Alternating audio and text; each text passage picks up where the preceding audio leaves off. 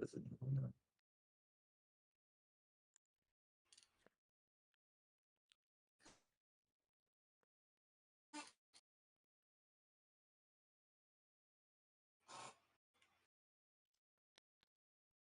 If it'll load.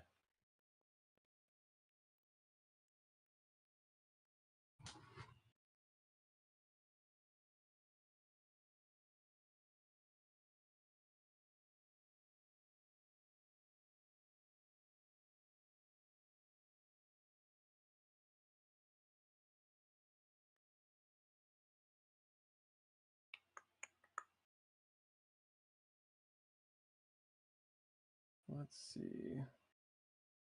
Did it actually do it?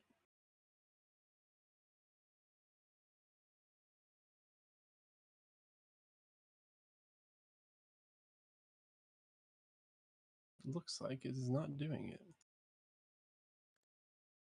I'm seeing how much latency there is. Yeah, there's like 60 seconds of latency for me.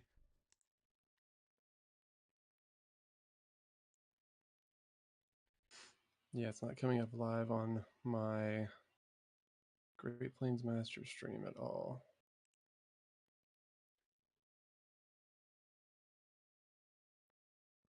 Oh, says Derek's just playing TFT.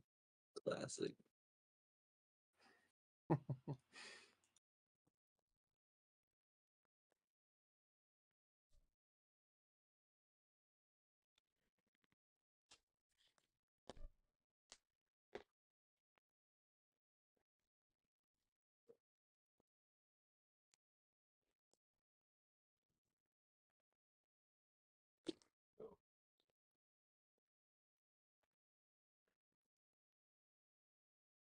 I like how I feel like I'm doing everything last second now. All right, we'll see if that loads while I'm messing with some other settings. Worst comes to worst, I randomly stream it to my personal account and then I just upload it to Great Plains later. Yeah. All right, making sure I am streaming now. It says so. Do this. Actually bring up Taxman stuff.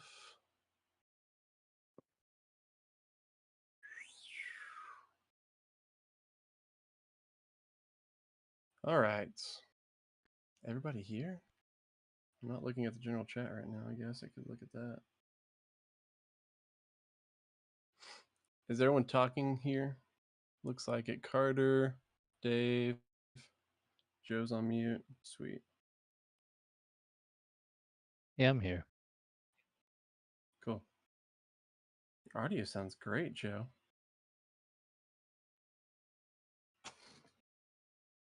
All right, ready to go? Let's do it. All right. Welcome to the Great Plains Masters Chats about Taxman 2025. Taxman Cometh.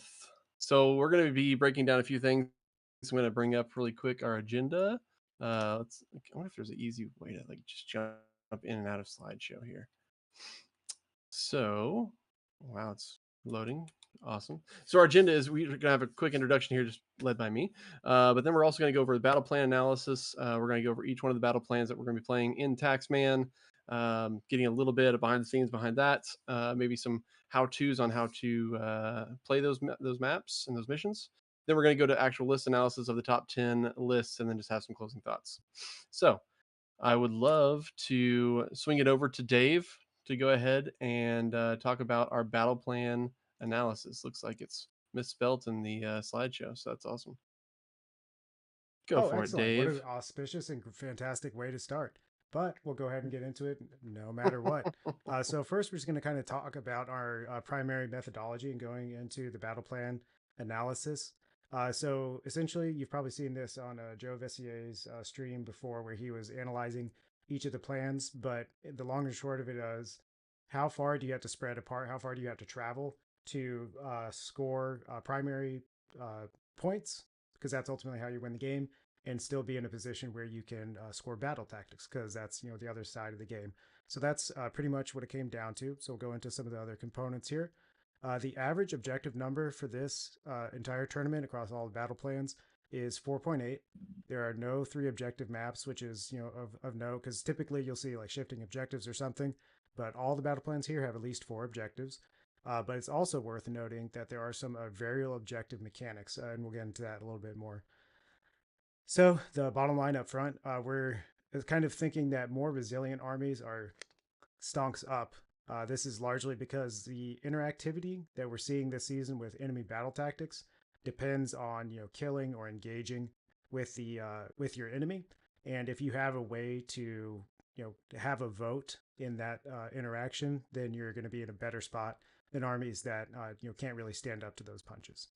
And then, like I was kind of alluding to earlier, the distance between objectives is going to also allow you to kind of get an insight on how much armies can effectively advance and spread out their forces without becoming too vulnerable and get into a position they can be exploited.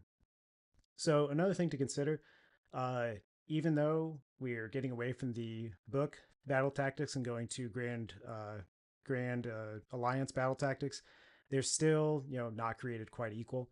A lot of grand alliance battle tactics are not going to be on the same level. Order kind of shining here as some of the most uninteractive battle tactics, and some like destruction not having so good a time. There's also armies that are going to be able to do really well because they are just really able to get into a decisive engagement. They're able to just engage with the foe purely by destroying them instead of depending just on getting points. You can't score points if you don't have an army. Well, you can't score as many points at least. And then just the last kind of a house rule note for the underdog mechanic. The rubric here is that it's a 1 to 5 scale, where one is like all right, GW, thanks for writing something on the card, I guess. And 5 is going for the underdog, can and will be a game determining factor. Okay, our first battle plan is Border War. It is a 4 objective map along the long table edge deployment. Your territories are halves, which has some implications, namely for battle tactics such as take the flanks. You can't be wholly within your territory, so you have to be 9 inches away from your enemy territory, which means you're going to have a pretty decent movement or a lucky run roll to make that battle tactic consistent. I rated this underdog mechanic 1 out of 5. You're going to get +1 to hit if you're attacking an enemy unit that's on their home objective. So I mean, it's a nice to have, but definitely not really worth going down in points necessarily for that. Then we'll go into some possible strategies that we have here. So one thing I was considering here is something called deny flank. Because the way the points are administered here, you get more points for controlling your opponent's home objective, which means you need to control yours. And then if you see that these flank objectives are really spread out far apart, if you're spreading out to get both of those flank objectives, you're really exposing your central avenue of approach and leaving your home objective open for grabs. So I would really think that players that can just commit to one flank and their home objective will be in a better position. And then this will also allow you to gain like local kind of supremacy and be able to focus and defeat your enemy in detail, which is an old military strategy. I kind of talked about some of the risks. Some insufficient defense at the home objective allows you to go down early on points. So you want to make sure you're controlling that. And overly broad combat width. If you're spreading too thin, you don't have defense in depth, you don't have a way to countercharge or respond to your enemy's threats afterwards, you're in for a bad time. Battle for the Pass is the next battle plan. It's honestly a pretty similar sort of scenario. It's again 4 objectives, but now we're oriented along the short battle edge, short table edge for the deployment. And the territories are what I'm calling luxury quarters, because we get an extra little slice there. It's possible strategies here. Because the flank objectives, because it's turned on its axis, are a lot closer together than they were in the previous map.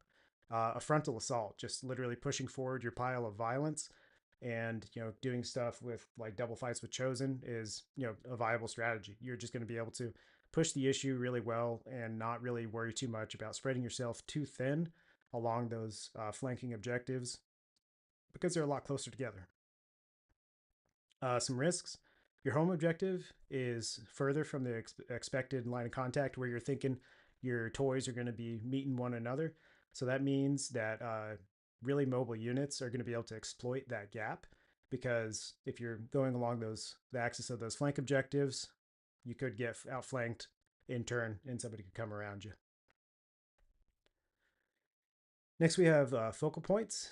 It's a fantastic step deployment, which is a nightmare to administrate from a TO perspective, but is still a pretty interesting battle plan, so I rate it pretty highly. The underdog mechanic is pretty powerful here. I played this one a couple of times recently, and being able to control what the central objective is not so important as, necessarily winning, because if somebody can just sit on that central objective, they can just control their home in the center and just, rack up the points. So if you are thinking about this and going down a little bit early, but remaining in striking distance to control what that central objective is going to be, or just make it, worth nothing, can really turn the tide. Then the risks are pretty similar here, where we're not defending our home objective and having that overly broad combat width, because this is a very similar disposition of objectives and orientation of the map. Limited resources. This is a really interesting battle plan. This one, I think, can really separate really quality players from players that, just really depend on, the strength of war scrolls. This is a 6 objective kind of map because of the mechanic. So if you are on an objective, if you score it twice, you siphon off those resources, and you can still contest that objective, but you can't score it anymore for the rest of the battle. The territories are halves, so again, some of the same struggles for your battle tactics, such as take the flanks. The underdog mechanic is, nothing really to write home here about. I wouldn't, really depend your strategy upon it. But I would really focus for your strategy would be to really pace yourself and try to remain just behind or even with your opponent on what they're scoring. For example, if you just deploy on 2 objectives, you really put yourself in a pretty tough position, because you're going to score those for 2 turns, then you're not going to score them the rest of the game. If you deploy off of them, you can see how your opponent reacts, you can keep pace with them, and be in a better position to have more information and make a better informed decision. You also notice that along the long table edge, these objectives are pretty far spread apart, even though if you look on the vertical axis, they are a lot closer together. So denying a flank and just focusing on, one west, like for instance, the western side of the battlefield, could allow you to control those 3 objectives and then move across more methodically. So deny flank again is a viable strategy. And those risks were kind of like what I was talking. Deploying and contesting objectives when you don't need to is a bad time. And again, that overly broad combat width, because of how far spread apart those are. And then lastly, we have Jaws of Galette. This is a personal favorite of mine. Again, it's a 5 objective kind of sort of situation. It's a sort of L deployment as well as the territories. This underdog mechanic is super important. Going underdog here is very strong. You can pull out objectives from underneath your opponent and really shape the battlefield to where your defenses are set up, and pretty much set up a trap or ambush and get engaged where you want to. Make the enemy come to you, or force the issue and, go to where you want to. So possible strategies in those terms is something I call a mobile defense. You can set it up so you can contest objectives when and where you need to, and then get your opponent into a position where you can effectively engage them and bring all your forces to bear. And playing the underdog is super important here. Being able to just stay on the same amount of objectives after you remove, for instance, your opponent's home objective that they deployed on can be really, really powerful. The risks, I say accidentally going up on points can be really detrimental, because your opponent can just flip the switch right on you and put you in a pretty bad position as well.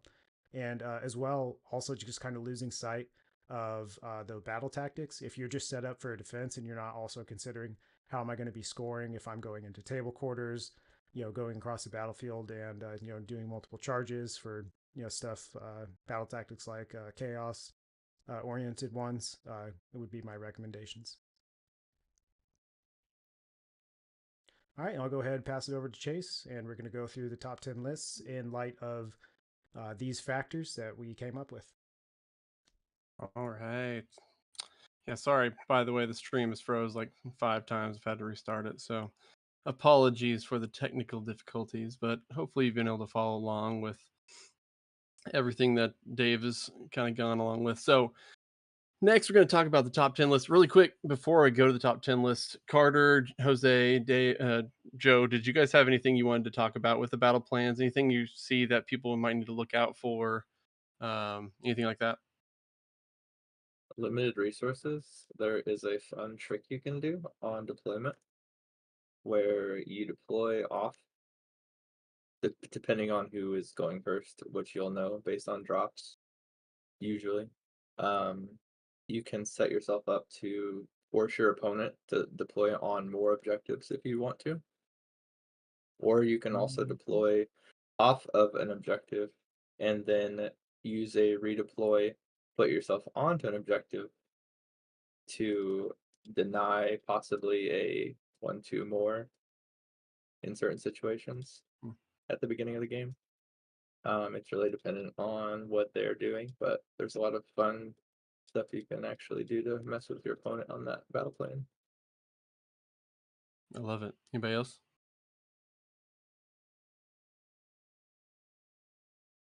Any other battle plans outside of limited? I mean, yeah, I guess. I don't know. Who knows? I mean, as always, You have know, your but game you won't plan say. that you want to do. A lot of the game is always adapt to what's going on around you. So like even taking the advice David has, like don't get stuck thinking that's the possible path to victory or the only path to victory, because you know you can easily get a certain game plan in your head and try to follow it, but not reacting to the situation. Because like Jaws the Gullet's a really good one, where like you could try to play underdog and you start burning stuff thinking, yeah, I'm in a great spot to pull them towards me.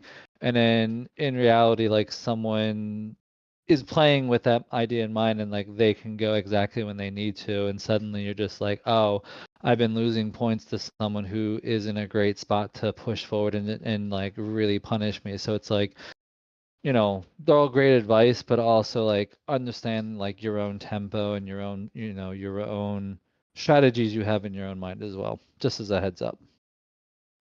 If you have two Yeah, herds definitely. of Croxagore coming at you, playing down on objectives and Jaws of Galette may not be a great idea. But no asshole would play that, right? No, never. No asshole with two eyes would play that. All right. Any other just topics with the battle plans themselves before we move on to lists?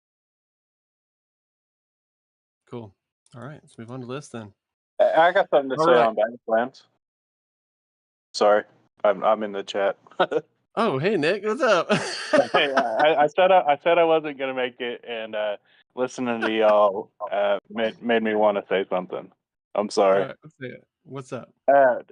When going through these battle plans, a lot of it, I picked them because I like them, because there are a lot of thinking you need to do ahead of time about the battle tactics and whatnot you're going to be doing that turn, like Jaws of Galette setting up for, you know, flanks and things like that, and how your opponent's going to respond to that. And that's a lot of what I like about battle plans, is the, you know, the game planning ahead of time, and the gamesmanship involved in that, where you can kind of split deployments to kind of see where people are going. And you know, one thing I like to do with my Gargants is split my deployment with the babies and throw one over on a corner and try and get them to, you know, match that side or over, you know, over spend on that side of the board, and then just load everything up on the other side and see what I can get from that. But that was my main thought process with a lot of these battle plans, and I just enjoy most of them. But I'll go back to being silent and happy observer. Y'all are doing an awesome job. You can Awesome job. chime in anytime, Nick. All right, guys. Chime in whenever. All right, cool. So that You I also, mean, I you definitely think this is also, some of the most. oh, Go ahead, Joe. no, I'm sorry. There's also the strategy of just go fast and eat ass. Yep. I just wanted to You throw got- that yeah. out there. Yep. When all else fails. Cool. Well, let's do the top 10 lists. The way we came up with these lists is we all had kind of our own measurements of what makes a good list. Some people voted more for just, I mean, truthfully, pilots. I think some people voted specifically for the meta. Some people voted for just what is cool, what is original. So this is a kind of an amalgamation of just everything we found through all 50 or 48 lists, sorry, that we've come to enjoy. So we're going to start with number 10, Clayton Jones. He's got a Highlander should be mandatory title. His Grand Alliance is Chaos, Slaves of Darkness, Dark Oath Horde. He's got 4 drops and Spell Lord, Lord of the Damned, Manifestation Lord, Kronspine. He's got in his General's Regiment the Ogroid Myrmidon with the Infernal Puppet, Radiance of Dark Glory, the Ogroid Theridans reinforced with the Dread Banner, a Slaughter Brute, which is amazing. I love seeing just something you don't really see much in Slaves. Of course, in Regiment 1, we got Gunner Brand, the Dark Oath Fell Riders, Stingray Brand, the Oathsworn Kin, Regiment 2, Dark Oath War Queen, Dark Oath Marauders reinforced, Mutalith Vortex Beast, another amazing pick right there, and the One-Eyed Granach Mega Gargant Regiment of Renown. So this is just one of those lists that I absolutely loved seeing. This is a list that I don't necessarily think is going to be the best list at the tournament, but this is what I love to see at tournaments. It's people trying fun things, doing something kind of out of the box. So I'd love to hear some of you guys' thoughts on this list. I don't know what this list does, but I think can't the Dark Oath bring like half a unit back? A dead unit. I believe Yes. so. So he's going to This- have good board control, especially on things like Jaws. Also, One Eye, I think, hands out the -1 to hit as well. So, I mean, that's a lot of wounds that can debuff and put out some good damage. So it's definitely a threat by himself that's pretty independent. And there's still some good damage with the reinforced, Theridons there as well. So, I mean, it is a lot of board control. It is a lot of bodies. But it's also just a lot of things people don't usually see, which can be an advantage in the idea of just, someone sees the Mutalith Vortex Beast and just like, I have no clue what this thing does. So they're going to walk into that a little blind. And that can always be to someone's advantage. I agree. Confusion is best. Also, I've been told to tell Jose to fix your camera because they can't see your body. To just move that down. Got a point. Cool. Let's move on to the next list. I think again, just for Clay, I think this is a great list. This is something I can't wait to see played this weekend. I really hope to actually grab a game myself against this one and just see what in the world he has plans for. I mean, Kronspine, a Mega Gargant, a bunch of Theridon Ogroids, and then just a bunch of random other crap is going to be just all over the board, and I can't wait to see it. They know what they're about. All right. Number 9, Benjamin Brown. Lord Croak out here making people schizo, swinging at dinos who don't exist. That list name. So, Jose. Yes. Yeah, I can do Jose, this tell us one. what in the world this does. So it's Sunclaw Starhost, so he gets to do 3 pylons at the end of the turn with either Kroxigor or Saurus units. Celestial Manipulation will give him the run and charge and the New Comet's Call, which is old Stellar Tempest, so horde clearing spell. And then I think +1 rend to the Agrodon Lancers or the Saurus Guard. So the Saurus Guard are going to be able to do work. Morbid Conjuration, and then Lord Croak. Everyone knows what Lord Croak does. Agrodon Lancers that can do good damage. a unit of the regular Kroxigor, so anti-infantry, and then the extra damage into units with 10 or more models. The Saurus Guard, which are just going to be in front of Croak as he pushes up across the board. Croak has to play pretty aggressive in the current meta, or in his current rendition. And then the Skink Starseer, which is mandatory in pretty much every Seraphon list. He's just got that no ward spell, 18 inches, which is super good, which combos well with Croak, who's trying to do mortal wounds. The Dart Pipe Hunters of Huanchi, they can give you a -1 to wound if they do damage to you. The Bolas, which can reduce your charge dice by 1 dice, which everyone loves. And then the Pterodon Riders are just there as objective grabbers, probably to go up a flank. The list is good. It's pretty much like pretty close to like the meta Seraphon list right now that everyone's running. You just push the warriors or the guard up the middle of the board, Croak behind them doing mortal wounds, and then you've got the Agrodon Lancers as a reactive hammer to whatever comes in to hit those guard. He can just charge them in, or do that with the Kroxigor and wait around. And usually the Agrodon Lancers are is what you want to hold back and be your kind of final hammer that you send in after everything's been chipped down by Croak. What else?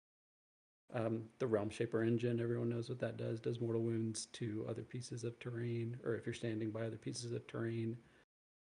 Yeah, it's a really good list. It's solid. I mean, I think renditions of this have been taken 5-0s like around the world, so it's going to be a contender. Definitely.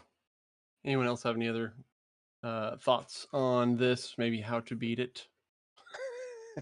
Jose, is Croak a trap? Yes, it is. I would say he's going to shrug off all of the chip damage, so he's not worth like shooting into or anything like that. Even though you're tempted to shoot into him because he can't get like cover because he's flying, and then yeah, he's just the big annoying piece that you want to kill. But he's definitely a trap. You want to kill the 2 hammers, the Lancers, and the Kroxigor. Once that's gone, then all you have to deal with is Croak and the guard. If you can snipe off those Hunters of Huanchi or the Pterodon Riders, it'll take away some of the board control. Because otherwise, you're just stuck there fighting those big hammer units without, with him just being able to do whatever he wants around the board with those other 3 objective grabbers. So is this list kind of looking to create a go turn to like push a lot of stuff and just overwhelm you with stuff that's deceptively fast? I think that's something people don't think about Kroxigor. Yeah, the run and charge is big. It can have a go turn, but it doesn't have to. Like you can just push Croak up into the middle and just wait for your opponent to respond to that. So he can really control the pace of the game with just pushing that into the middle.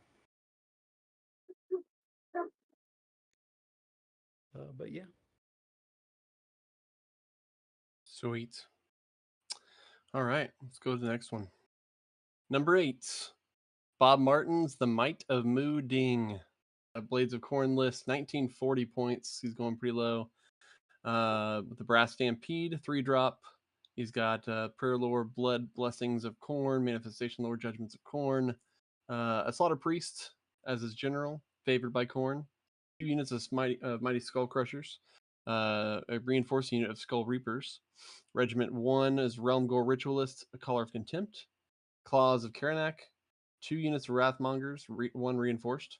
Then a Skull Altar, and he is bringing Brand's Oathbound, Gunner Brand, Sinker Brand, all the Oathsworn kin as his regiments of renown. So who wants to take this one? I can give some kind of anecdotal insight. I played Bob with a pretty similar list, and yeah, the list is great. It has a lot of cool tech that Corn can do, and the volume of it is just, I think, what does a lot of the lifting. The Skull Crushers are just so tanky. And Bob, the biggest thing here is Bob knows really how to control this. He is a very meticulous player.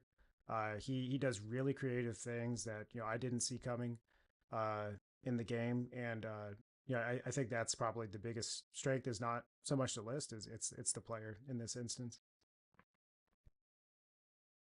I think you also, the Mighty Skull Crushers are probably going to be some sort of either screens because they have that walk around with a 2-up save, and they make good objective grabbers as well because they're not something that you can just go and throw something at them and clear them out. You have to dedicate stuff. Good chance the Wrathmongers will definitely be standing in front of the Skull Reapers, which case it's like hit into them, kill a few of them, they'll do mortal wounds back when they die, and then they'll probably still have some in combat, which will give the Skull Reapers even more attacks. Because as much as the Skull Reapers are hard to kill, they also put out a crap ton of damage. And then I'm pretty sure there's the Ritualist. Yep, the Ritualist there will turn probably the biggest train piece or the objective, which gives every Corn unit a whole within 12 of it +1 to hit. So like he's pretty much always sitting on an all-out attack.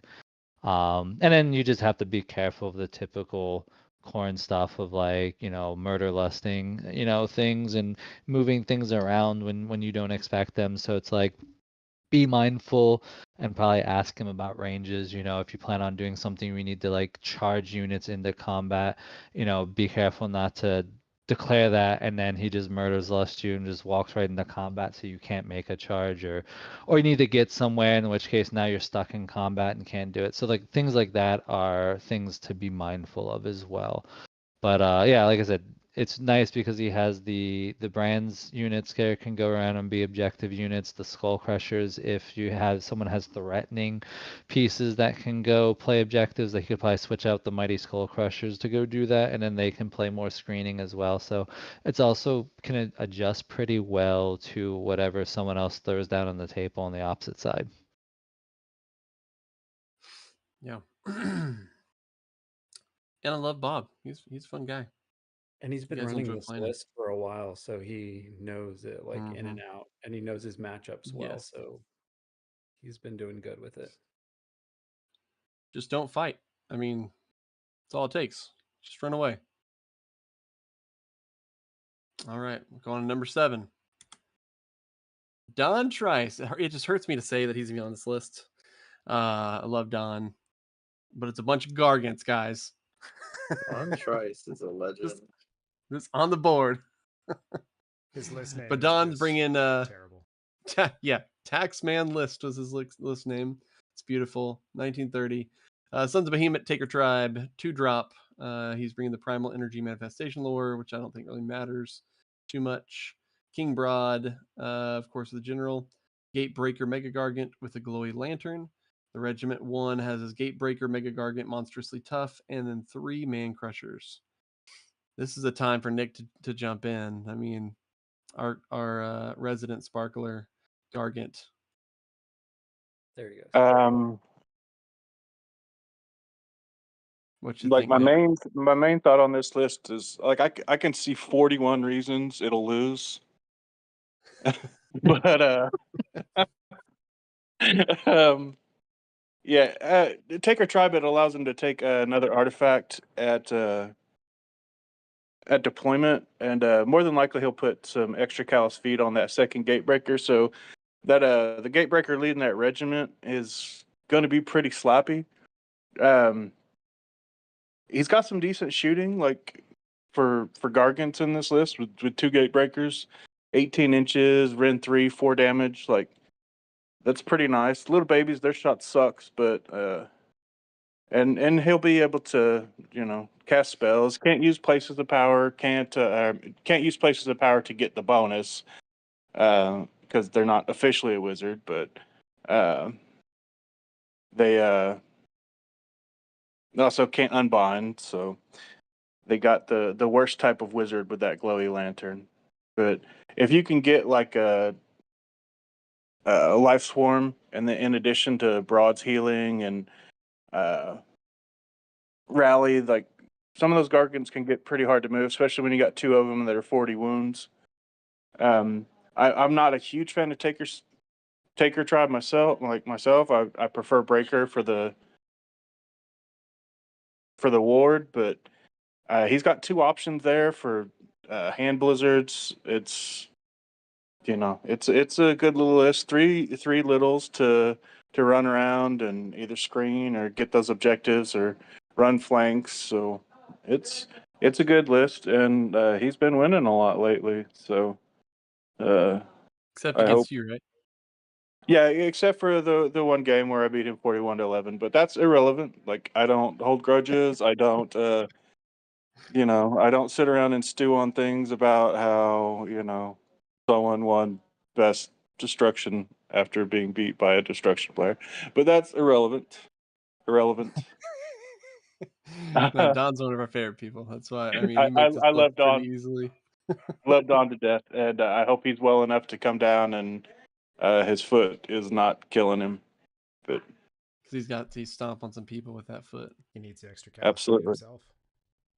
It's a fun list, and I hope to see him, and I hope he does well. Agreed. Number 6, Mr. Joe Vucic himself. Iron Jaws Ardboy Summer Road Trip at 1990. Joe, I'm just gonna let you run through this list. Tell us how to beat you. No. Next list. Okay, I'll run through your list, but I have no idea what half this stuff does. The Orc War Clans, Iron Jaws, Weird Fist, 3-drop, Spell Lore of the Weird, Prayer Lore, War Beats, Manifestation Lore, Forbidden Power. General's Regiment, you have a Weird Knob Shaman as your general. You have Gauja Magruntas, Magrunta with Hack and Crew. And then your Regiment 1, you have Ardboy Big Boss, an Eye for to Fight, and Trophy Skulls. You have 2 units of reinforced Ardboys. Regiment 2, you have a War Chanta. You have a Brute Ragers reinforced and a Weird Brute Rekkas reinforced. This is the bad part about getting your list voted for, Joe, and being one to speak on here. You kind of just get to talk to us about your list a little bit. Yeah, I know. I didn't vote for my own list. So um so yeah, I mean, Lore of the Weird, the big spell in there is the teleport spell. The unlimited spell is pretty good too because it gives the crits do 2 hits on 6s. So generally the Weird Knob is going to be a power level 2, so long as he's wholly within 12 of a unit that has 10 or more models, which, with 40 Ardboys walking around, that tends to be, something that lasts for a while until turn 3 or 4. The big pigs are essentially just my objective grabbers. They're going to be running around, being a big pain in the ass because there are a lot of wounds and they can output a lot of damage. It's not hard to maintain high momentum on them, so they have that one attack that does 5 damage. And they're pretty good health and saves, so which case they're not something that you can, again, just like I was talking about with these Skull Crushers, they're not something you can just go throw like a 5-man unit at. Like, they will just destroy most of the small objective units that stand in their way, so they have to dedicate some force. And yeah, the 2 big units of Ardboys are just going to be a really tanky front that's going to challenge you to come deal with it, because they're just going to move up the board and sit where they need to, and then they'll just sit on objectives and basically say you have to come deal with us. And then I can rally on 10 dice with them, so it's one of those things of even if you come in and punch them hard, and I can pull units out of combat, if you kill enough, and then I can usually bring back 2 or 3 every rally. So it's something where if you don't finish them off, they will just sort of keep popping up and being a nuisance.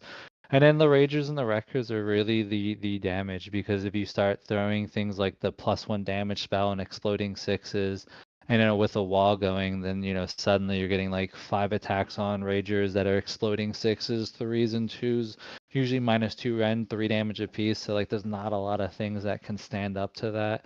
So it's a lot of be careful of just thinking you're gonna go in and blow up a bunch of Ardboys because they sit on a 3-up save.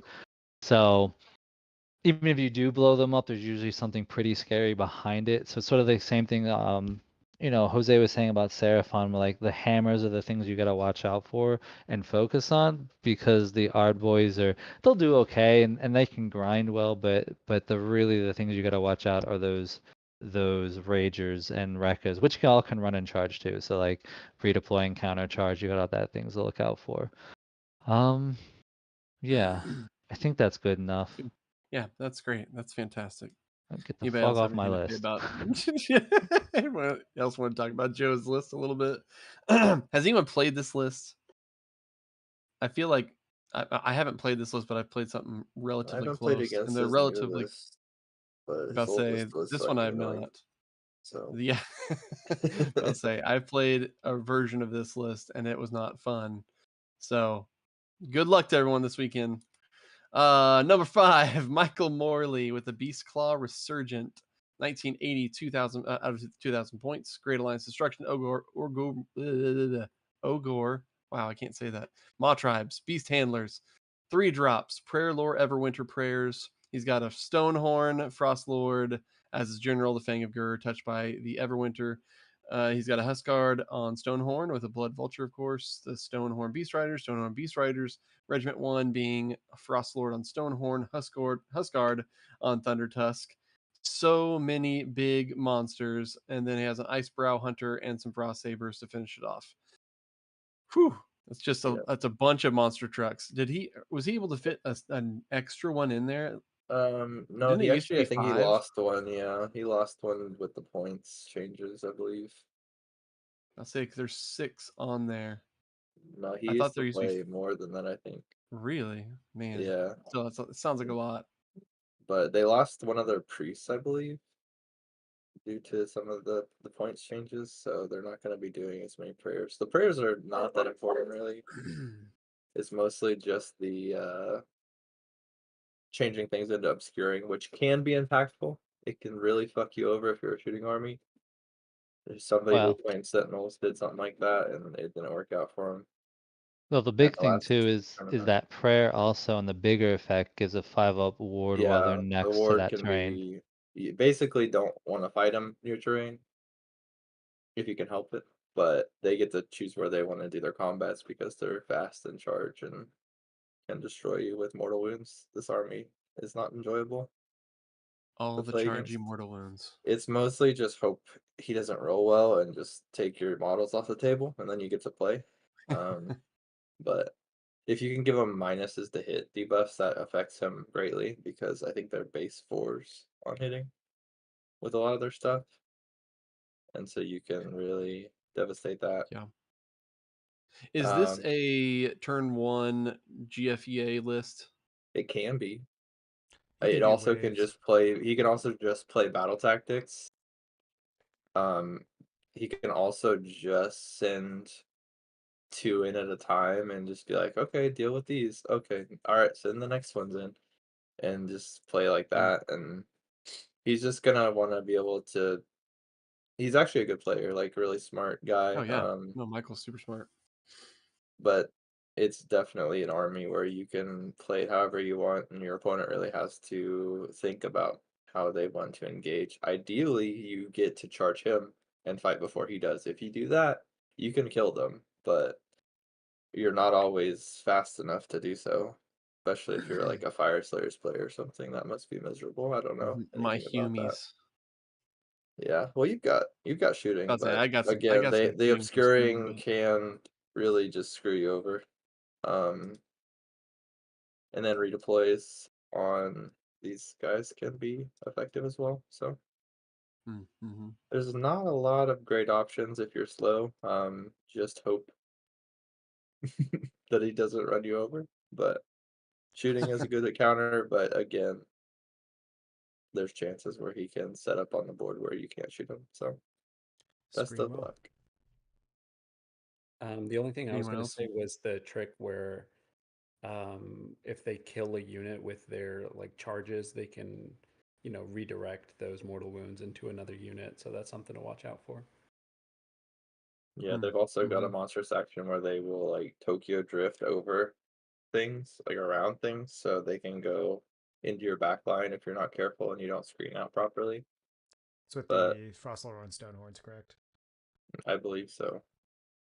But it can be frustrating if you do not have the large screens to counterplay that, because you could lose a small foot hero without even getting to do anything with him. Beautiful. Next. Awesome. All right. We didn't do this on purpose, but we have two of the speakers in this chat in our top 10 lists. I promise it was We not did it on on purpose. purpose. Jose, number 4, like the fist of an angry god. Jose, how do we beat you? So I'll run through it real quick. It's Sunclaw, so same thing as the last list. I get the pile-in moves at the end of the turn. Celestial Manipulation. I think I got my spells confused when I talked about the last one. Because the last guy also had this lore, and it's run and charge, -1 rend to your opponent, and the Comet's Call. So the last list does have the option for run and charge. So those Croxagore and Agrodons can have a much further threat range than you're expecting. Forbidden Power, and then Old Blood is only there because he lets me build my list the way I wanted to. It's Agrodons, Turtle with the Mortal Wounds, regular Croxagore Warspawn, which is pretty close to what I have been running. Kind of the only change is instead of like the 10-man unit of chickens that I've had, the Raptidon Chargers, now I have the Agrodon Lancers, which is a little bit more reliable output, and I don't have to really rely on the charge to get like damage 2. So they can grind a little bit better, especially with that pile-in Mortal Wounds. Starseer, same thing. He can take away your ward. Hunters of Huanchi, same thing. Dart Pipes and Bolas. Yeah, it's just a fun list that I wanted to try out. Now that I can take Agrodons and Croxagore in the same list, and we have a cheap hero that can make it happen. It's just 3 hammers. I mean, it's like great value, double Chosen and Varangard is what I normally tell people that I play. So just deal with it like that. Kirkland signature. It's above great value. It's Yeah. Yeah. And good threat ranges. I mean, with the run and charge, I can engage or usually control combats. And then since I have 3 hammers, I can trade really well as long as I, make good decisions. the real question, Jose, is why is this not Steg again? Because I only own like 2. I've got like 5. You can borrow them. He's not Caleb. Awesome. Let's go to number 3. We have the 2 players, 1 shirt, Laron and Dylan running Ionis Quest for Excalibur at 2,000 points. These guys had the same lists, so we decided just to throw them both on here. Stormcast Eternal, Sentinels of the Bleak Citadels, 2-drop. Lore of the Storm, Prayers of the Storm Hosts with Primal Energy. They're both running Ionis Cryptborn, Warden of Lost Souls as their general. Ether Wings, some Concussors reinforced, Knight Vexilor with Mirror Shield and Envoy of the Heavens, some Storm Great Guard, and then in Regiment 1, a Knight Arcanum, Quester Soulsworn, Storm Coven, Vigilers, and of course their Porta Potty faction terrain. Let's talk about this one. They are here to interview as a team.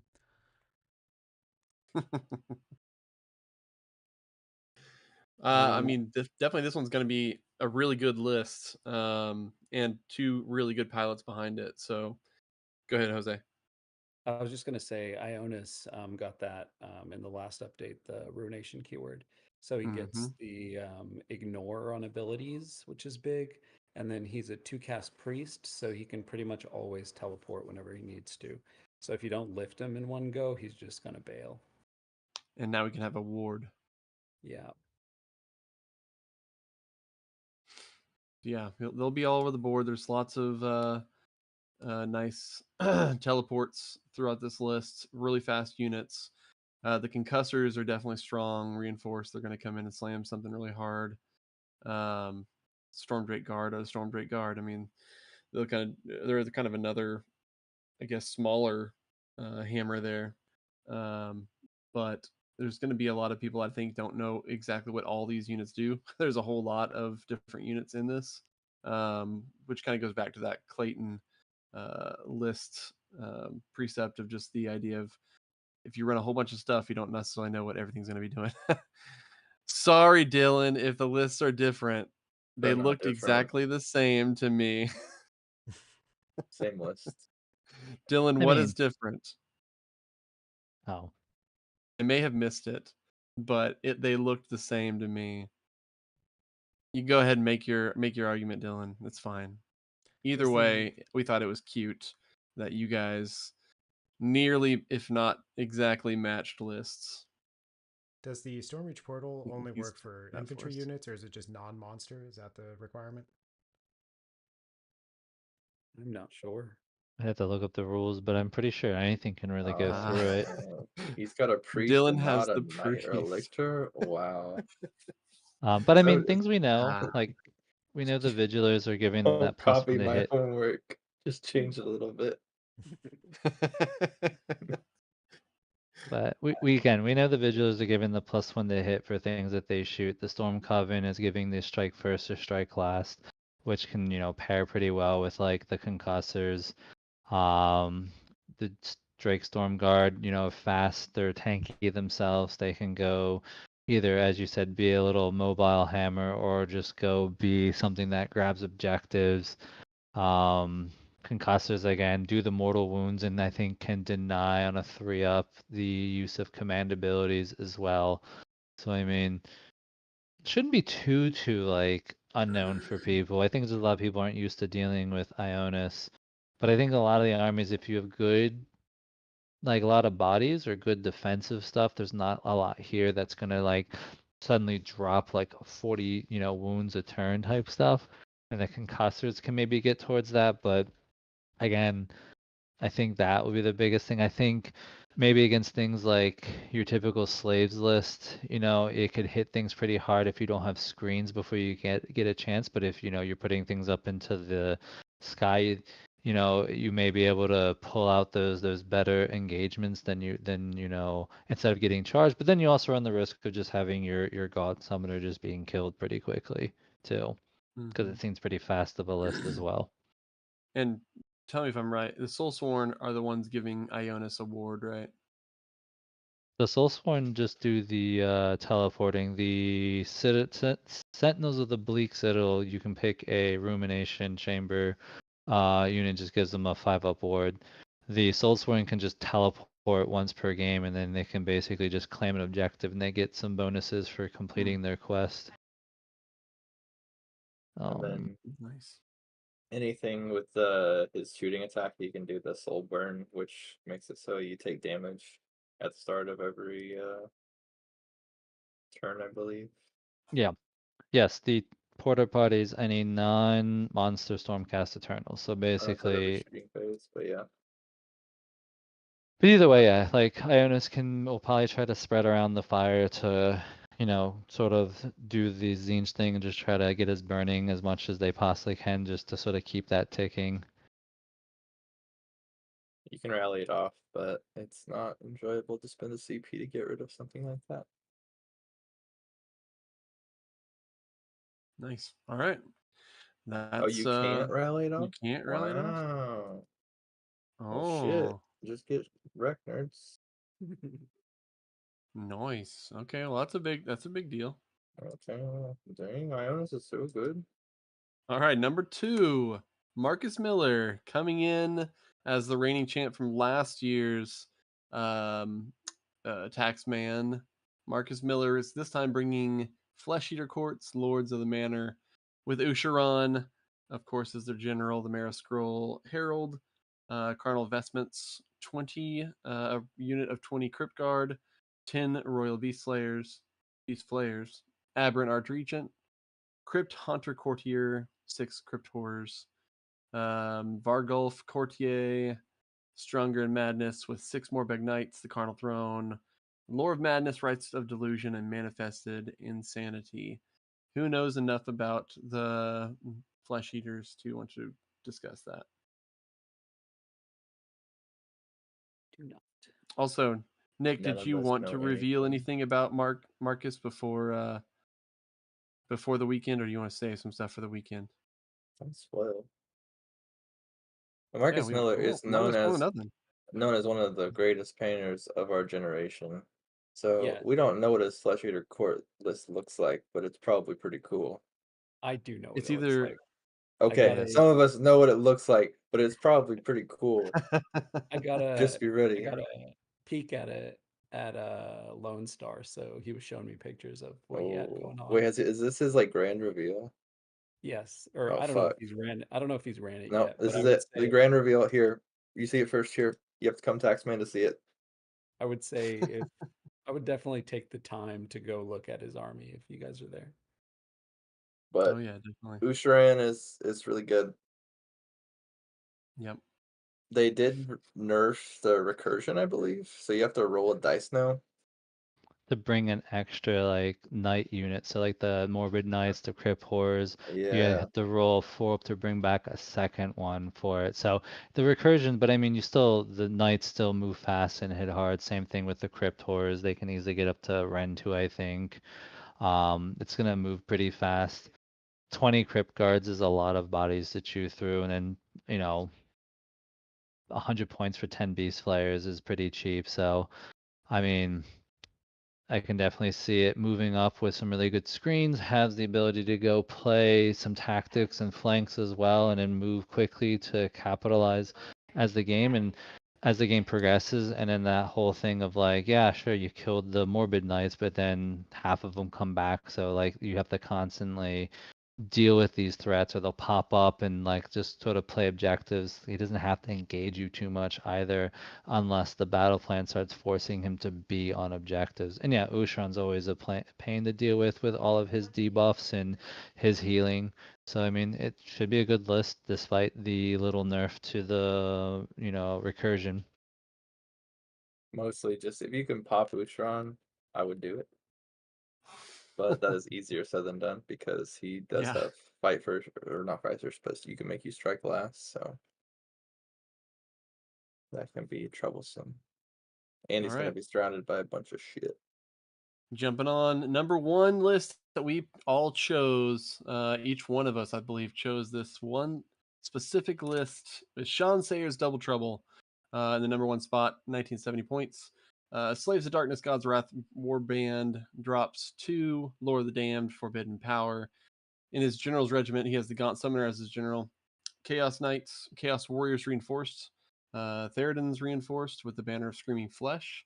In Regiment 1, he's got Gaunt Summoner number 2 with Infernal Puppet, Radiance of Dark Glory, Chaos Spawn. He's got a Mind Stealer Sphinx, which I believe also gives fights last, and an Ogroid Theridon's reinforced unit down there also.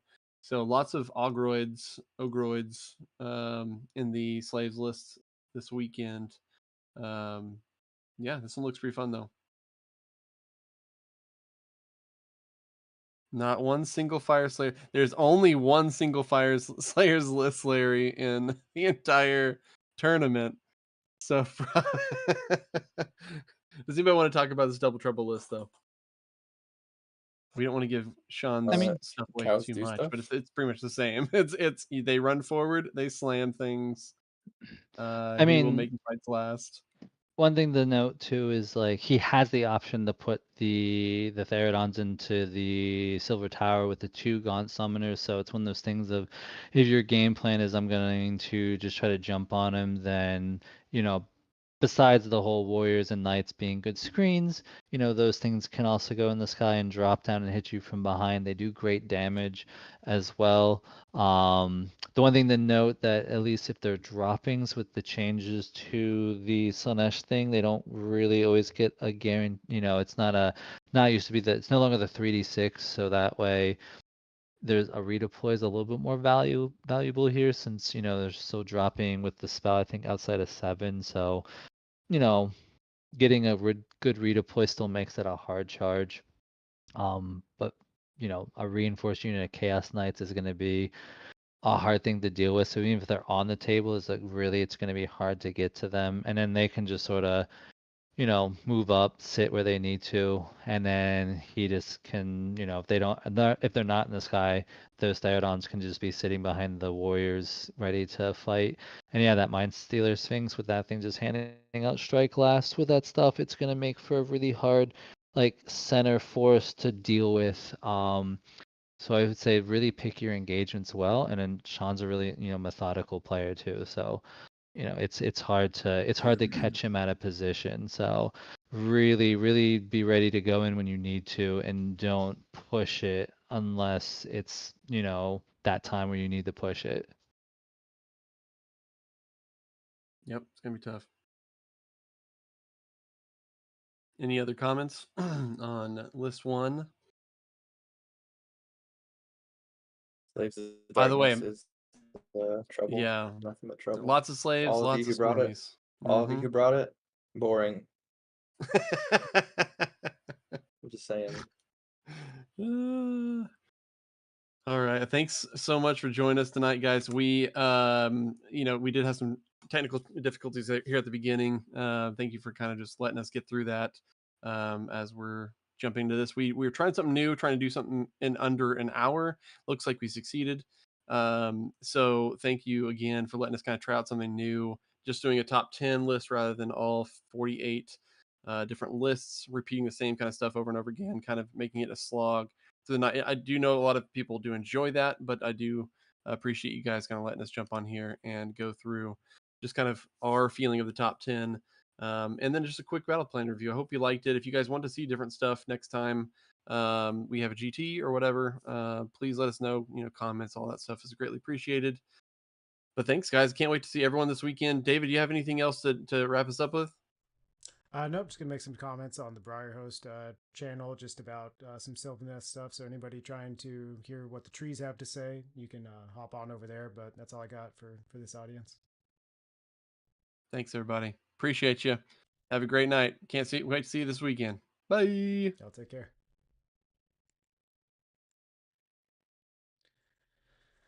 Okay, they're all gone now. We can all talk about tree things. Okay, so yeah, I agree with a lot of the lists. I think, kind of like I was saying when I was going into the ins and outs of the battle plan analysis, the vast majority of the field here is going to be Stormcast Eternals and Slaves of Darkness, and I get it. 3+ saves are really good, and they have pretty good volume, and they can get it done.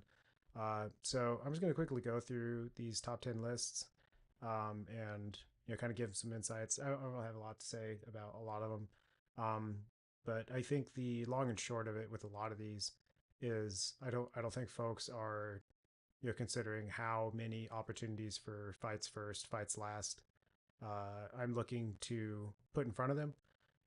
When I was looking through here, I know a lot of these players are extremely practiced. And one thing I think I'm considering is trying to utilize more strike and fades in my opponent's turns to set it up to where I can exploit gaps in my subsequent turn. For instance, if I go second, so let's say you use a command point to do a magical intervention, plant a tree in a position where you can strike and fade to it at the end of your opponent's turn, come in and hit somebody from both sides, and still be in a position where you can hand out those fights last, some fights first, and really punish those and get an attack that they were not expecting. I am concerned about Bob Martin's list. There's a lot of anti-infantry stuff, and I have a lot of infantry. So that's definitely something to consider there. I have the Ren to push through a lot of it, but that's just still a lot of volume of attacks, and he's just a really excellent player. I played a somewhat similar list. I mean, it's a Gargant list, so it's Gargants. But I am concerned about the DPS check. I think one thing I'm struggling with as a player is kind of just knowing when to commit forces, not being too tacit or apprehensive about losing stuff. When you look at the average of output that Gargants do, it's kind of misleading. So on average, I was doing some math. A lot of their big Gargants will kill around 10 to 12 wounds of models. So that's 2 Kurnoth, for instance, which is my most important hammer. So that's something that I can live with, and I need to try to get in a position where I can focus fire on a single Guardian and try to get him down, whittle him down. The 40 wounds is going to be tough. I got a playoff recently in a practice game where I put Spite Revenants and swords and I got him down to like 36 wounds. So it was a good showing. I had both, I'd have fights first. I had both of them go in succession. Even had some shooting pepper in them before, but it just wasn't quite enough. So I'm gonna have trouble one-shotting them. I think I need to be putting myself in a position where I'm getting all of my shots off in them, and I can just hopefully power through that 4-up save. Another thing I think I misplayed. I was anticipating getting my general and my Kurnoth scythes in, which is in my general's regiment, into combat a little bit more. So I was planning on using the bodyguard to reduce their attacks, because anytime you can debuff a Gargant, that's great.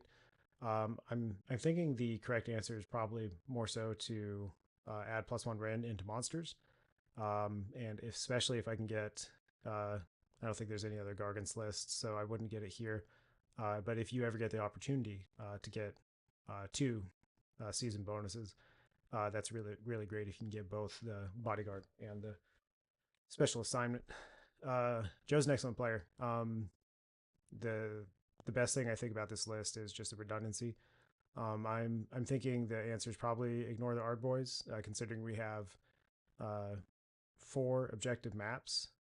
He can sit on 2, but I think I can hopefully meaningfully engage with his hammers, and make him kind of bring the fight to me, and do some more work. They don't have great saves, so I think an anti-infantry bonus would be really great here.